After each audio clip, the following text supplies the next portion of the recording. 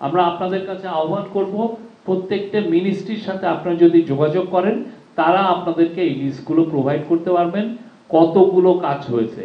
আমি বলতে পারি এইখানে কয়েকশো সংস্কারের কাজ করেছেন এই প্রত্যেকটা মিনিস্ট্রি, তারা নিজেরা এটা এই এমনকি যে সংস্কার কমিশনগুলো রিপোর্ট দিবেন সেই জন্য তারা বসে থাকেননি।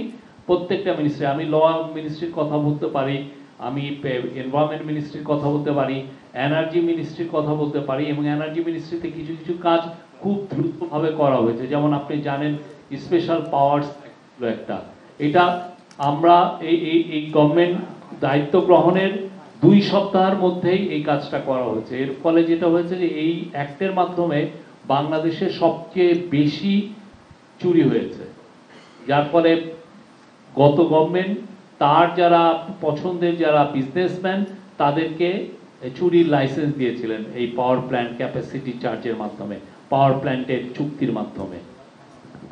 তো সেইটা নিয়ে আজকে এইটা পর্যালোচনা করা হয়েছে। আজকে এই সংস্কার কমিশনের সুপারিশ কতটুকু বাস্তবায়ন হয়েছে এবং সেইটা সামনে আরো স্ট্রিমলাইন করার কথা বলেছেন। সেক্ষেত্রে যেগুলো খুব আসল করণীয় সেগুলোর লিস্ট আমরা সামনে, যেগুলো বাস্তবায়িত হচ্ছে সেগুলো আমরা প্রতি সপ্তাহে আপনাদেরকে কিছু কিছু কিছু আপডেট দিব।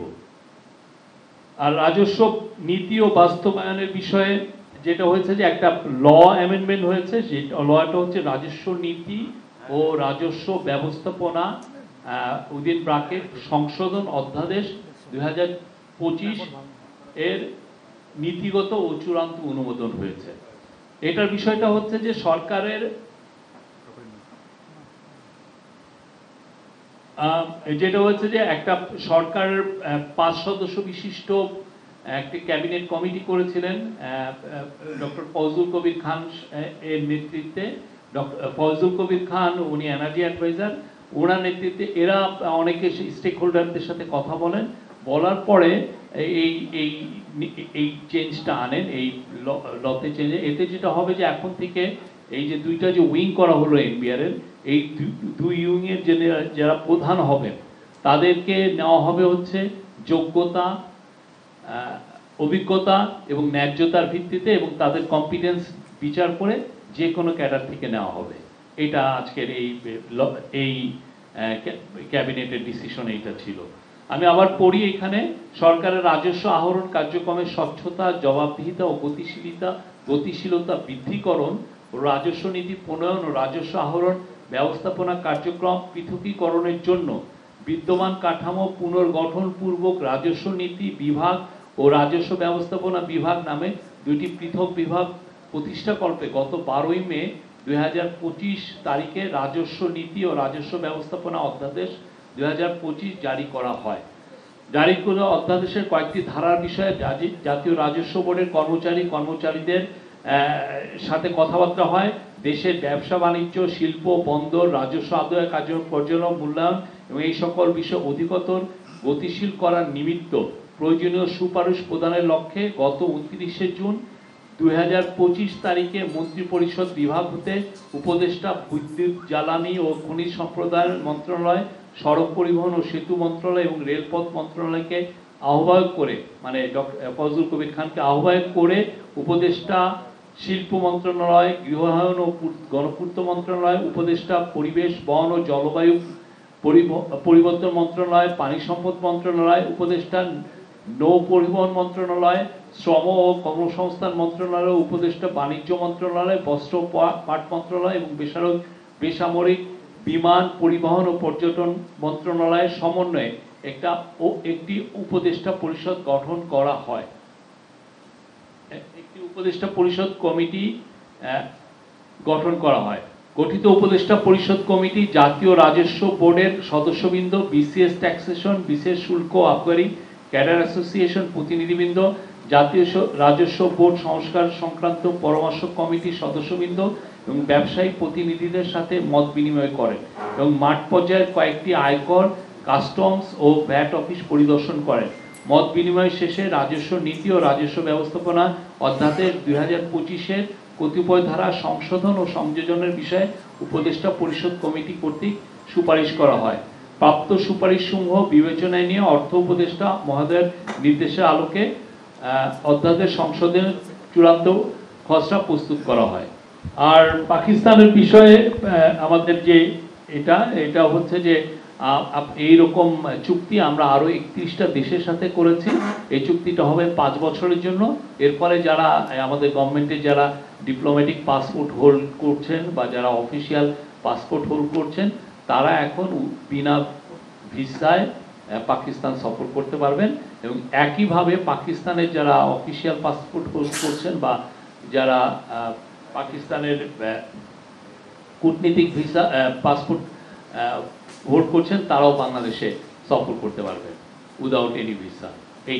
এটা আমাদের একটা স্ট্যান্ডার্ড প্র্যাকটিস, আমরা অনেকগুলো 31টা দেশের সাথে করেছিলাম।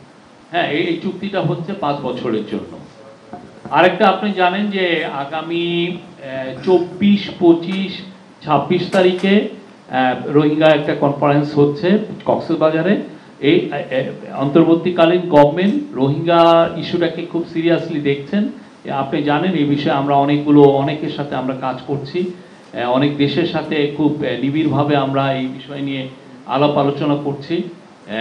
তো সেই আলোকেই রোহিঙ্গা ক্রাইসিসটাকে আবার ইন্টারন্যাশনালি যাতে মেজর ডিসকাশনের বিষয় হয় সেটার জন্য আমরা এইটাকে হাইলাইট করার জন্য তিনটা বড় ইন্টারন্যাশনাল কনফারেন্স করার আমরা প্ল্যান নিয়েছি।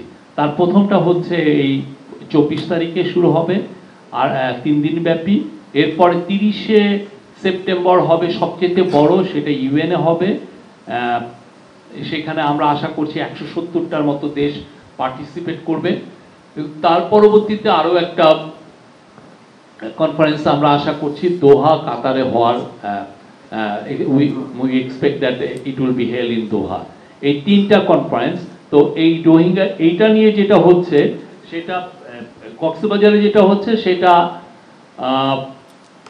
এখানে মেজর ইস্যু হলো আপনারা জানেন রোহিঙ্গা জনগোষ্ঠীর পক্ষে ইন্টারন্যাশনাল ফোরামে যে বাইরে যে তারা যে হিউম্যানিটেরিয়ান ডিজাস্টার যেটা ফেস করেছে বা জেনোসাইড যেটা ফেস করেছে তাদের কথাটা বা ইন্টারন্যাশনাল ফোরামে আসাটা অনেক ক্ষেত্রেই কষ্টকর। সেই জন্য তারা যাতে কক্সবাজারে এই ইন্টারন্যাশনালি এই যে যারা আমরা আশা করছি যে 40টার মতো দেশের প্রতিনিধিবৃন্দ এখানে থাকবেন, অনেক ইন্টারন্যাশনাল অর্গানাইজেশন এবং অনেক ইউএন অর্গানাইজেশন এখানে থাকবেন। তাদের সাথে এই যে যারা বিদেশি আসবেন তাদের সাথে রোহিঙ্গার জনগোষ্ঠী ইন্টারঅ্যাক্ট করতে পারবেন, তাদের কথাগুলো বলতে পারবেন, তারা তাদের যে ভয়েসগুলো তারা রেইজ করবেন। এটা কক্সবাজারে এই ঘটনা এটা হবে এবং এটা 24 তারিখে তাদের সাথে ইন্টারঅ্যাকশনের একটা ডেট আছে। 25 তারিখে আমাদের চিফ অ্যাডভাইজার মহোদয় ওখানে যাচ্ছেন এবং 26 তারিখে এই তারপর উনি এসে পড়ার পরেও কন্টিনিউ করবে ডায়ালগ এবং এটা 26 তারিখে কনক্লুশন হবে। তো এখানে মেজর যেগুলো discussion point, special session with Rohingya representative, সেখানে মেজর ডিসকাশন পয়েন্ট হলো confidence building measure towards A conducive environment for repatriation of Rohingyas to their homeland in Myanmar. তারপরে নাম্বার 2 হচ্ছে আপনারা জানেন যে রোহিঙ্গাদের হিউম্যানিটেরিয়ান অ্যাসিস্ট্যান্সটা অনেক কমে এসছে, তো সেইটাকে আমাকে রিফোকাস করা, humanitarian assistance to the Rohingya people, এইটা একটা নাম্বার 2। আর আরেকটা বলছেন যে 40,000 কোটি টাকা। আপনি জানেন যে এই পুরো বিষয়গুলোর সাথে অনেক ধরনের লিটিগেশন আছে, এটা লিগাল অনেক ইমপ্লিকেশন আছে, ফলে অনেকের নাম আমরা এখানে রিভিল করতে পারি না বা কোথায় তার প্রপার্টি আছে সেই জিনিসগুলো আমরা রিভিল করতে পারি না। বাট এদের অনেকেরই আপনারা দেখেছেন যে ব্রিটিশ পত্রিকায় এসছে কিছু কিছু এটার প্রপার্টির বিষয়ে। আমাদের এখান থেকে যেহেতু গভর্নমেন্ট এখানে একটা পার্টি, গভর্নমেন্ট তো টাকাটা কিভাবে করবে, প্রথমে লোকেট করে যে এই জায়গায় সে টাকাটা নিয়ে গেছে, এই প্রপার্টি সে কিনেছে। সেকেন্ড কাজ হচ্ছে ওই প্রতিষ্ঠান ওই দেশের এই বিষয়গুলো যারা দেখভাল করছেন তাদের সাথে কথা বলে ওই প্রপার্টিটাকে ফ্রোজেন করে। আপনি জানেন কিছু কিছু জায়গায় কিন্তু ফ্রোজেন হয়ে গেছে প্রপার্টি, তারপরে যেটা এস্টাবলিশ করতে হয় যে এটা আমাদের টাকা দিয়ে উনি ওইখানে নিয়ে গেছেন, অতএব আমরা তার টাকাটা এই পুরোটা বিক্রি করে এটাকে ফেরত নিয়ে আসা। এই কাজটা এখন আমরা করছি, এই কাজটা শুরু হচ্ছে এইটা খুবই টাইম কনজিউমিং একটা বিষয়, এবং এটা সারা পৃথিবীতেই এটা মানে মানে আপনার টিম পাঠাতে হয় প্রতিটা সরেজমিনে, যে তারা দেখে আসেন কোথায় কোথায় আছেন, সেইখানে স্থানীয় যেগুলো অথরিটি আছে তাদের সাথে কথা বলতে হয়। এই কাজগুলো খুব সিরিয়াসলি করা হচ্ছে। এই কাজগুলো করার সাথে বাংলাদেশ ব্যাংকের টিমগুলো কাজ করছে, এখানে এন্টি করাপশন কমিশনের টিম কাজ করছে, এবং এনবিআই এর সিআইসি যেটা সেন্ট্রাল ইন্টেলিজেন্স সেল তারা কাজ করছে, এবং পুলিশেরও সিআইডি কাজ করছে। এটা খুবই বিস্তৃত একটা কাজ, এবং এটা আমার যেটা মনে হয় যে এটা অনেক কয়েক বছর লেগে যাবে পুরো জিনিসটাকে ফেরত আনতে।